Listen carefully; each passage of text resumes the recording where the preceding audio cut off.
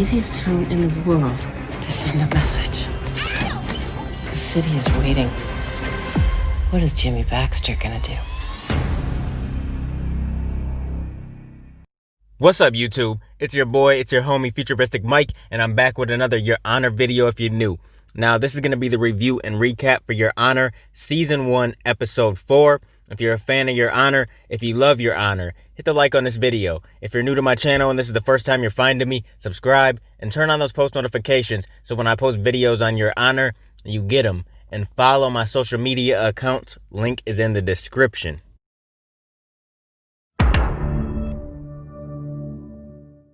Now, this is part 4 for Your Honor. The description for this episode reads, tensions escalate as Adam moves from one dangerous liaison to another.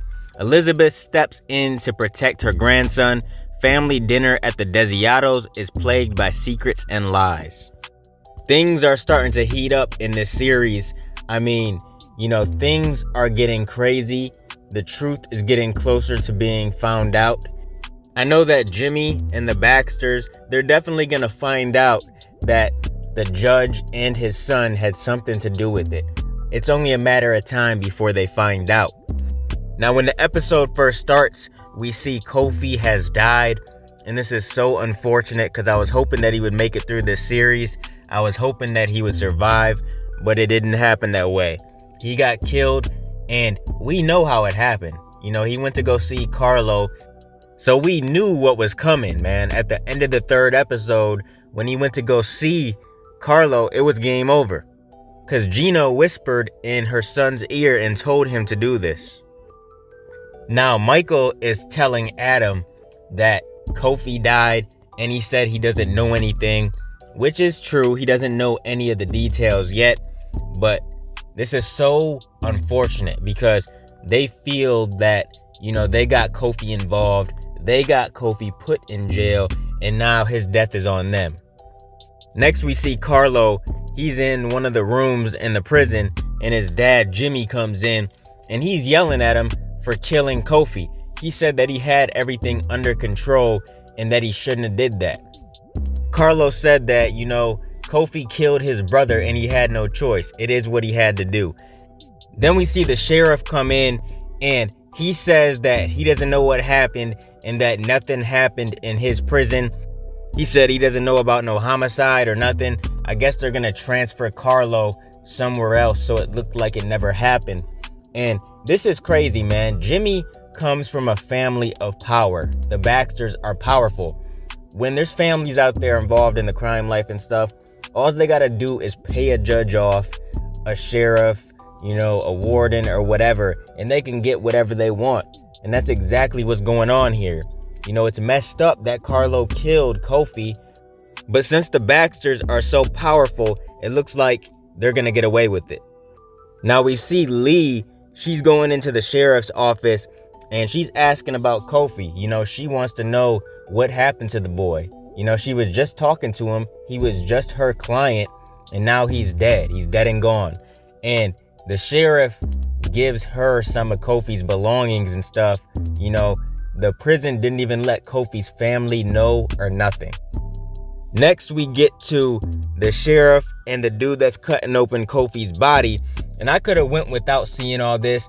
I did not need to see them cut Kofi open. It showed his insides and stuff, and I didn't need to see that. But dude said that Kofi really got the crap beat out of him, that he can tell because of how his head is so damaged and stuff. And the sheriff tells him that he doesn't want anybody to know. He wants them to pretend like it's still under investigation as to what happened to Kofi, so he doesn't want it to get out. Next, we see Adam. He's on the bus, and this dude is just asking to get caught. I feel like he wants to get caught because he's looking at, pictures of Rocco and his sister and stuff. And I don't know why he cares so much about the family. I know that he killed Rocco and it's really getting to him, but him having that on his search history, that's not good. Everybody already knows that Robin's car was involved in the accident. Everybody thinks that Kofi stole it, but come on, man, they're connected in some way. Adam has to stop being so stupid, man. He just wants to get caught. Next, we see Michael go into the barber shop and he wants to talk to Charlie. So they go in the back room and they start having a conversation. And, Michael just wants to know if it was them or not that killed Kofi. He's living with the guilt. He feels like everything is his fault. So Charlie was just telling him what he wanted to hear.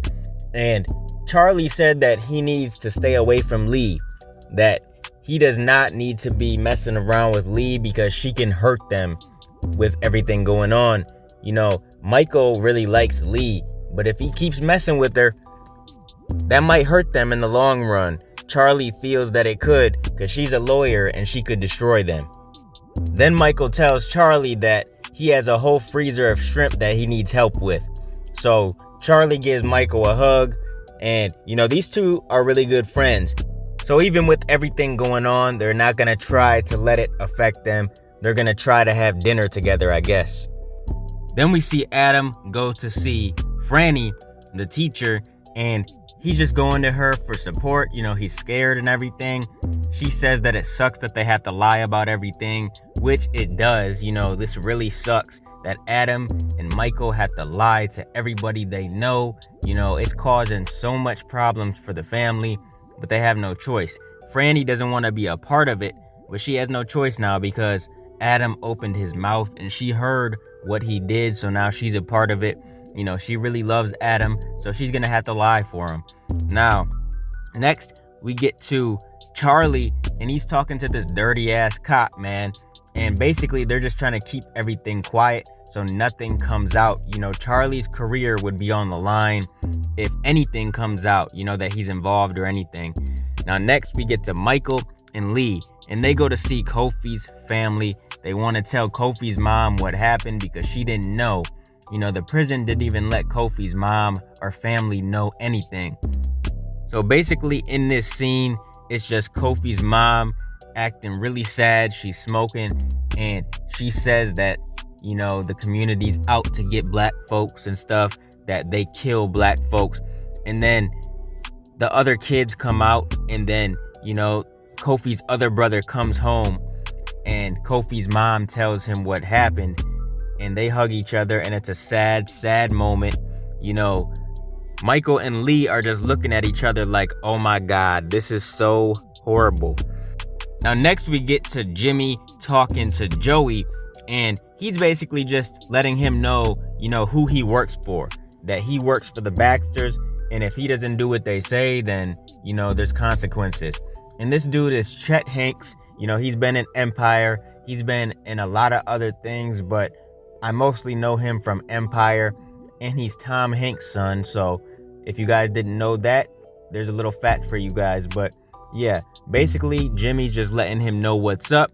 Then we get to Little Mo talking to Eugene, and he tells him that no matter what, Desire Crew got him. They're gonna have his back. He tells him to keep his head up. Next we get to the Baxters, and we get to Fia, and she's just complaining. The death of Rocco really has caused a lot of tension on the Baxter family. It has people arguing with each other. It has a lot of things, a lot of drama going on in the family. And I don't really blame them for being so frustrated. They did lose a family member, so it's understandable. Next we see Michael and Lee talking, and they're just talking about how it was so horrible seeing Kofi's family suffer the way that they were after they were told what happened. Now next, we see Adam, and he completely goes off on this dude. This dude, I guess, is his friend, but he got mad because dude said something about Franny, and we already know that Adam really loves Franny, and anybody that talks about her is gonna get it. Especially with everything that Adam is going through right now, nobody can push him over the edge. If they do, it's bad. So he snapped, and Franny came and she got in the middle of it and broke it up. And then Adam's grandmother came to save him because he was facing some real trouble for being in that fight, and she came to the rescue. She's driving him home, and she wants to know what happened. She takes Adam home, and she stays and she starts cooking. Then Michael comes home, and he's surprised to see her there because he wasn't expecting her. And some other people come over too. We have Charlie, we have the detective, and we have Lee later on that joins the dinner. But basically this dinner is complete chaos. We see that Elizabeth knows what the hell is going on because she was talking to the detective and she tells Michael that she was disappointed that he never called her on the anniversary of Robin's death. So she decided to go to the grave herself. And there was never no flowers, no card or nothing. And the detective told her that, Michael and Adam went up there and left a card. Like they had an alibi for everything when the car got stolen and stuff. So she's not stupid. She put two and two together. Since the detective told her that they went up there and put a card up there, and she went up there herself and seen there was no card, she put two and two together, and she knows that Adam is most likely the one that hit that kid. So she questions Adam about it when he walks in and says, hey, on the anniversary of your mom's death, did you write her a note or leave her a card or something? And he said, yeah. So she says, did your father write it or you write it? He said that he did. And she just thought it was suspicious, man. Everybody was lying. She knew what was up. Now at the dinner, things are just going crazy. Things just start coming out. Michael's acting weird. Adam's acting weird. It's awkward. They bring up Kofi dying and they start talking about that. It gets awkward again because Michael and Adam know exactly what's going on and they don't want to be having this conversation. And Elizabeth is just giving them this look the entire time like, I know exactly what's going on. Lee comes to the door. She wants to talk to Michael, and then Charlie tells her to get in, so now she's joining the dinner. And like I said, Kofi gets brought up. She mentions how one of her clients got killed, and she wants to know why and how. And everything just gets crazy at this dinner. It really gets crazy. Lee wants to see some of Adam's mom's drawings and some of his drawings and stuff. And Adam was just acting kind of weird at this dinner. I mean, we know that he always acts weird, but man, it was extra weird this time. And at the same time, all these people were having dinner. We seen the Baxters having dinner too, and it got crazy over there as well. Now, Django is making noise and he's messing around behind the dinner table. And so Michael says, Django, what the hell is so important that you're over here acting a fool?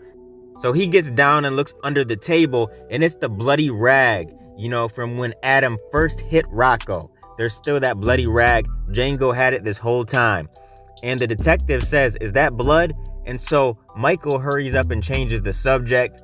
And luckily he thinks of something quick and nobody questions anything about the rag. He manages to get away with it. Then him and Adam go outside and talk, and things get heated.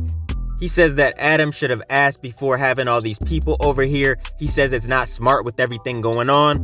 And, Adam wants to know how Kofi died, what happened, and just everything that's going on is causing so much problems between Michael and Adam.